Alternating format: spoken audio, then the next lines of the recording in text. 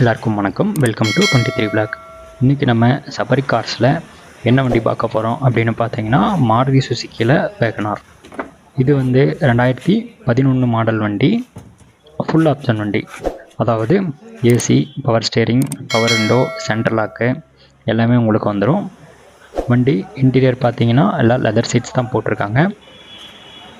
Replacement எதுவுமே இல்லாத வண்டி இது.